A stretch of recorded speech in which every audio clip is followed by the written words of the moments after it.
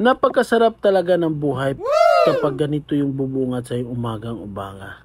So ito yung makikita mo agad, napaka-presko at napakagandang mga tanawin. At Wow! syempre nasa harap mo talaga yung dagat.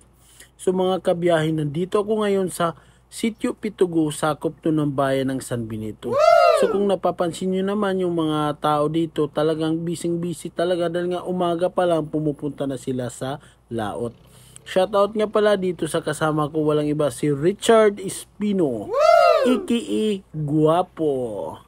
So ayun nga mga kabiyahe, naghahanda din ako dahil nga pabalik na ako doon sa bayan. At yung iba naman dito ng mga kasamaan ko ay naghahanda na rin dahil Paris. At ito na nga si John Ren, naghahanda na rin ng kakarga na siya ng gasolina dahil nga paalis na kami, papunta kami doon sa bayan.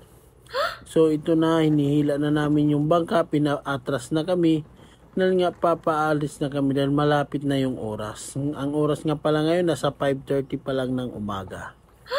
So ayan, naghanda na kami at ito nga paatras na yung bangka na sasakyan namin. Maliit lang yung bangka na sasakyan namin dahil nga hindi naman siya maalon sa ngayon. So napakaganda talaga dito itong lugar na to dahil nga napaka-presko at sariwang-sariwa talaga ang hangin.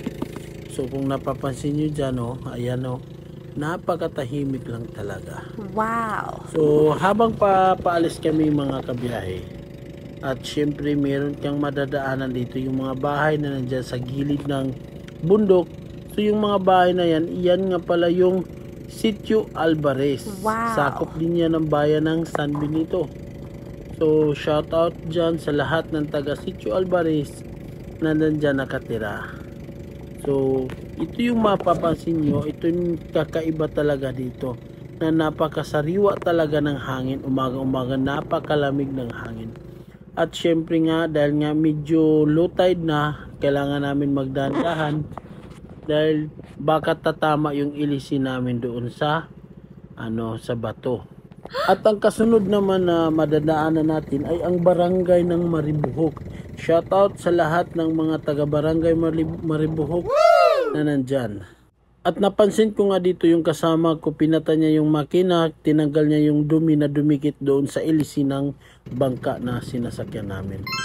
At sa pagpapatuloy naman ng biyahe namin papunta ng bayan, so napansin ko naman talagang napakaganda ngayon ng panahon dahil nga talagang yung dagat niya talaga wala kang makikitang alon. At napapansin nyo yan mga kabayan, yan yung dulo ng zipline na kabubukas lang dito sa bayan ng San Benito.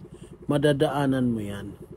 So ito na nga, malapit na nga ako at dito nga papasok na kami. So meron siyang kumbaga kakasya lang talaga yung bangka na madadaanan mo habang ikaw ay papasok dito sa Tugbungan.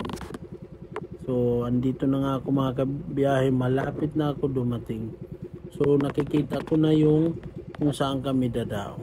Wow! Kung nga pala, shout out kay Matt Johnson Paitan. Siya nga pala yung gumawa ng teaser ko. Maraming salamat sa iyo, Matt Johnson Paitan. So Wow! ingat kayo mga kabiyahe, hanggang sa susunod.